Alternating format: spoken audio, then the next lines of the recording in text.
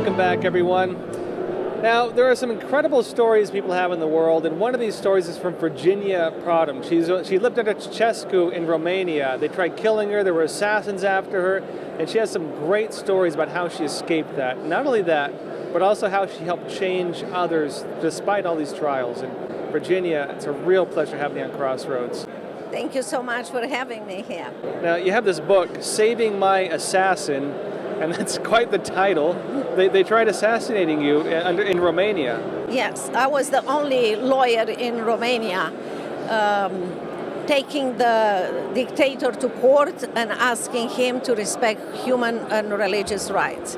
And for that, I exposed him to the entire world. Unknown to me at that time, because I was surrounded by the walls of communists. The entire world knew about my activities because of the American embassy. Some of my cases became part of United Nations reports on human rights violations and part of United States Department of State's report on human rights violations. So the dictator was very upset with me. So this was under Ceausescu in Romania during the Cold War, when of course he had the global communist revolution being led by the Soviets. Ceausescu was also running a lot of his own operations. And it's interesting that you were doing this work in Romania under Ceausescu's regime, and you couldn't see the effect of your work. What was it that drove you forward? I believe I grew up in a country where my parents were politically correct outside of the home, trying to do everything that the government will ask them to do. But I heard them also inside of home whispering how horrible the government was and the fact that tomorrow they're going to take more rights from them. So as a 6-year-old child, I was petrified, thinking my life doesn't count. You know, my parents will not stand up for me. The government doesn't count you as a human being. But I also had a passion in me to find the truth and find out why the adults know the truth, but they are too afraid to speak the truth. So that was, at that time as a kid, I thought that was my idea. Later on, I realized that it was God who put in me that desire. So you're living there. They have, of course, Ceausescu carrying out these totalitarian policies, expanding, taking over people's rights, and people are too afraid to speak out. And you went the extra mile. Not only did you speak out, but you even went directly after the regime leader, Ceausescu, including challenging him in court. How did that happen? Well, I remember going to law school and thinking and studying really well and doing really well in law school, thinking in those books I'm going to find the truth. And I graduated in the top 10% of my class because of that desire that I had to find the truth. Then I started to practice law. And every single day I will go full enthusiasm and say, today it's going to be my day. Today I'm going to reach the truth and I'm going to speak the truth. Until one day I came to my office, and I'm not a quitter. I'm a fighter. But that day I was so close. I thought that I would quit to be a lawyer. In fact, when I came to my office, I put my briefcase on my assistant desk and I said, I don't want to be a lawyer anymore. I can't find the truth. She looked up at me like, what are you dreaming about? Where are you living? And she gave me 3 files and said, there are 3 clients coming to see you this afternoon and one is in your office. And as I walk in my office, I recognized the person who was in my office. I had been working with him for a very long time. To me, he looked a little bit crazy because he was joyful in a joyless land. He was full of hope in a hopeless land. But I never had the time to talk with him. But that day as I walked into my office and he was full of hope and put new documents on my desk, I looked at him and I said, I want to have in my life what you have in your life. He looked up at me and he said, do you go to church? And I stared at him thinking, I knew you are crazy. I don't know why I asked you. But he wrote something on a piece of paper and he said, this is the address of my church. would you come to church Sunday? And I heard myself saying yes, because I was that desperate to find the truth. And as I walked in his church that day, I heard a song, an amazing song I will never forget. Sinner, come home. And as I am coming in the church, I am fearful. I'm talking to myself and saying, dictator just declared himself God. He is asking us to worship him alone, and I have no idea what they are doing here. And as I walk inside, I'm thinking, you know what? These people are really, really nice. In fact, they are celebrated. Maybe the man behind me, his name must be Sinner. I had no idea what sin meant and everything. And shortly after we stood there where my client showed us, the pastor came and opened the Bible and said, Jesus Christ said, I am the truth, the way, and the life. And in that clear, amazing, quiet place, imagine that you hear someone saying, what? Because someone said finally, Virginia, I am the truth. And that day I accepted Christ as my Lord and Savior. And I also understood that was God's desire to put in my heart the desire to find the truth and to find Him. And from that day on, I didn't have to look for clients, because people will come to me, churches that wanted to maintain the building. The government will put them on the waiting list, and by the time the church will be in disrepair, the government will say, we need to demolish the church and take the land. And also people that will take Bible from one church to another for on vacation Bible school will be arrested for that. Now, I know that in Romania during that time, Ceausescu was making it so that he was, again, as you mentioned, like declaring himself God, basically. God, there was no power higher than government. You could go to the churches, but it was kind of looked down upon. And at the same time, you know, he had a cult of personality. He was one of the most famous cult of personalities during the Soviet era. Yes. And was also really, again, targeting the traditional values in Romania. At the same time, there were a small handful of people who really helped change Romania. You mentioned that you were one of the people who helped expose some of the human rights abuses. How did that start?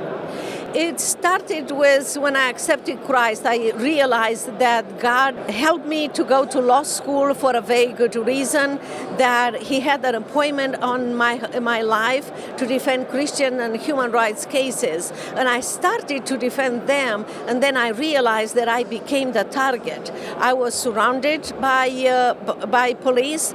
I was my home and my office were full of microphones. The government will come to our home 24 hours a day. Sometimes when I will be at church, they will come into our kitchen and they will eat food and leave the dishes. But I want to tell you something. They never had the power to poison me because God protected me. They wanted to show that they have power and to intimidate. They did whatever.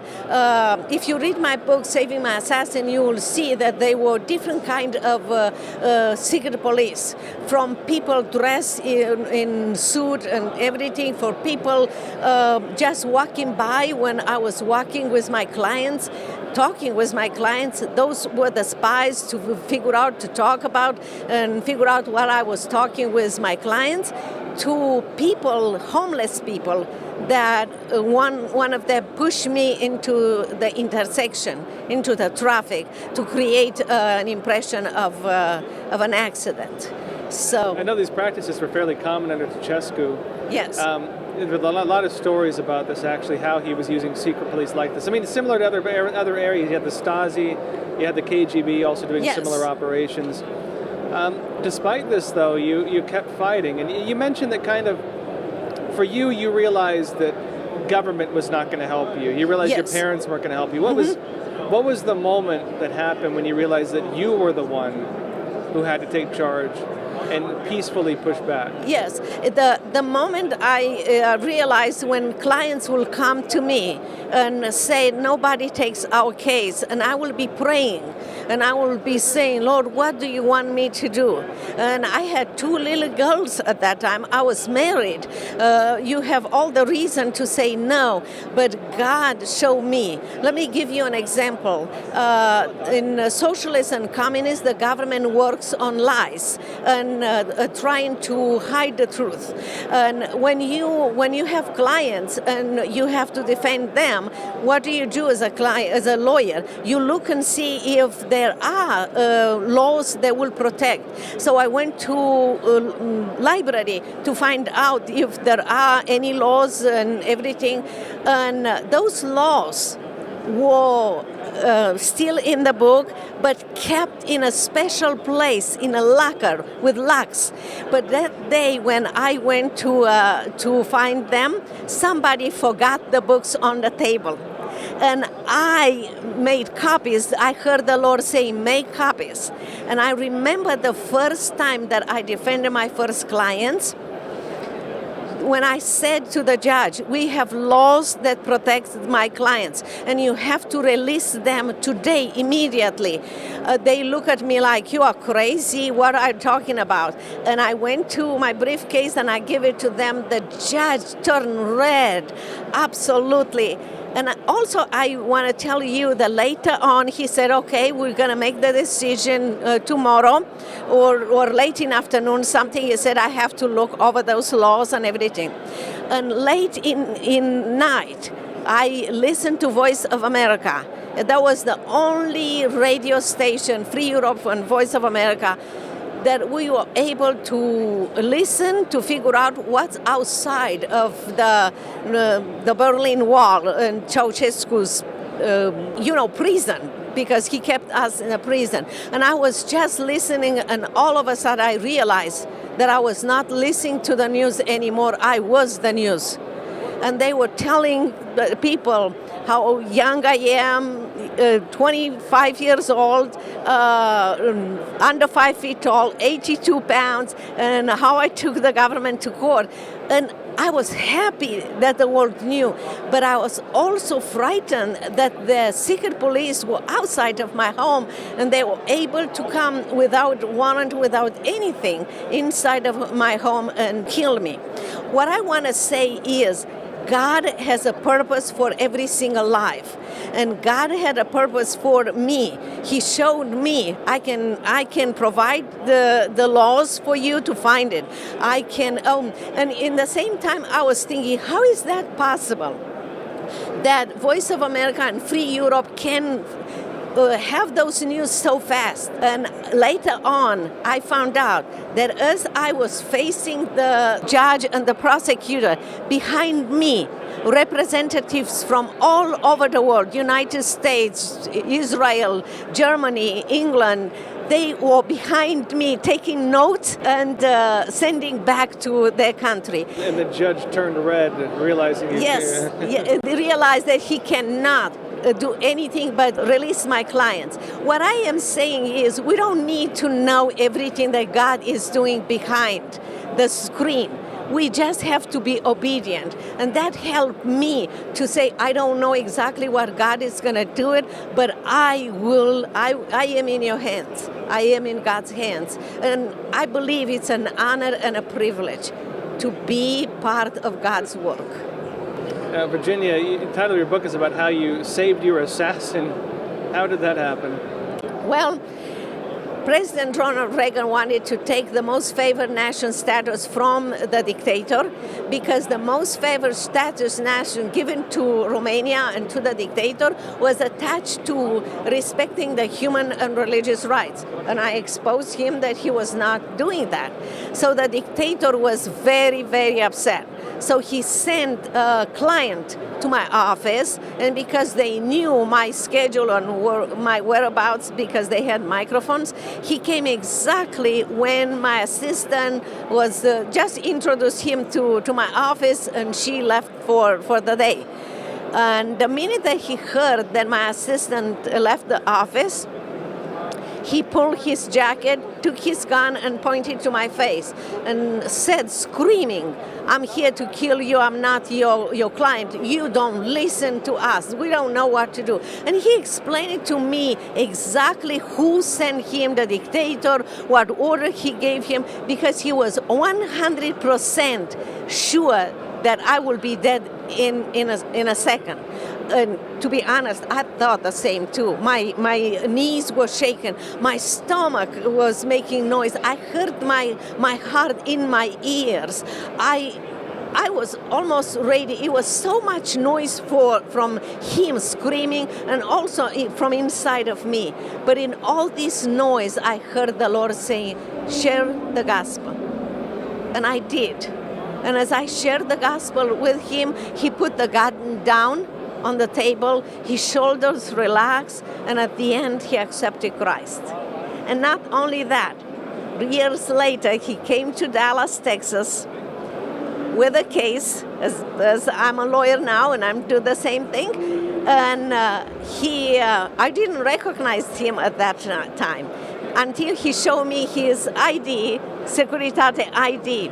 And he asked me to let him write a chapter in my book. So now you have my perspective of what happened that day and his perspective. And also you will be amazed of what God can do even in an assassin life. Because we are not fighting against people. He was just a prisoner of the evil one. And God used me as he uses many others. As I witnessed to them in the interrogation room to bring them to Christ. So we serve an amazing God. Now, Virginia, one thing a lot of people in this country are facing is they're afraid of being canceled, of being fired from the jobs, of being bankrupted, of being attacked by the mobs on the internet or mobs in real life. Mm-hmm. And a lot of people are afraid to speak out. They're afraid to tell people even what their values are, what they believe, because they're afraid. Mm-hmm. Now, as someone who's faced situations like this and much worse, what would you tell people right now facing this? Yes, I believe you are right. In 30 years that I have been here in America, I have seen so much change. Americans are so fearful, and that's what I'm doing Wednesday and Saturday, Facebook Live and podcast, and my focus is to prove to the American people that we can win this country back by being fearful only of God, not at men. And when you make that decision, Lord, when I'm afraid, I'll trust in you. That's what the Bible says. And also, we know the end of the story. The Bible said there is no wisdom, no insight, no plan that can succeed against the Lord. Who doesn't want to be in a winning team? We are in a winning team. Even if we lose a job, a temporary job, even if we lose a house, God is the provider, not the government, nobody else. And the Lord said, even at the older age, I will take care of you. He didn't say the government will take care of you or your kids will take care of you. We need to have the right perspective. And yes, fear will come, but you say 10 times a day, Lord, when I'm afraid, I will trust in you. Help me. You can't just cross your fingers and say, I'm going to be strong. No. Christ will do that transformation, will take that fear of man away from you and will put his power in you. And God transformed Romania into a democratic country using me, a tiny. Few years ago, I went back to Romania, and I did all kind of things and visited. And as I was almost ready to go back to the hotel and to go back to America, I just realized I need to go to the bookstore across the street and buy some gifts for my girls because I'm coming from Romania. And as I go into the bookstore, I just didn't realize that I was walking into the bookstore with the mind of Virginia many years ago in Romania. So I walk into the bookstore. At that time, in Ceausescu's regime, we have only books about Ceausescu, not even classics. classics we have in the books. All the stores, all the libraries, even in your home, you are required to have those kind of things. So imagine that I go into the store, I step maybe 2 steps into the stores, and when I look into the stores, a big part of the store was all Bibles and everything. And I walk one more step and I knelt down there. It was so overwhelming, and I started to cry. And I said, Lord, why do you show me this? It's so overwhelming. And he said it clear to me, Virginia, I change a country to you. You cannot do this job here. Your job is to go to America and tell people to go in their closet and ask the Lord, Lord, what is the job that you want me to do? For you to do in me and through me to change America. And this is what I am doing. I'm training people, I'm speaking in many places, and it's nothing special about me. It's all special about a God who wants to change a country through us, and who is makes us more than conquerors. He is His power and is His love and His resources. But we have to learn and understand who God is, the God of the universe who keeps everything in order, and He has control, and He can change America through each one of us. And who we are, we need God so much. And especially right now in America, more than ever before. And if we have that perspective, each one of us, where God placed us with a skill that places us, is important. If your people, listeners, viewers, don't remember anything that I said, I hope they remember your life. It's important. You are here for a reason, for a purpose, and God wants to fulfill that purpose in you. Just let God do that, and your life will be amazing. Virginia, thank you for being on Crossroads. Thank you so much. Thank you.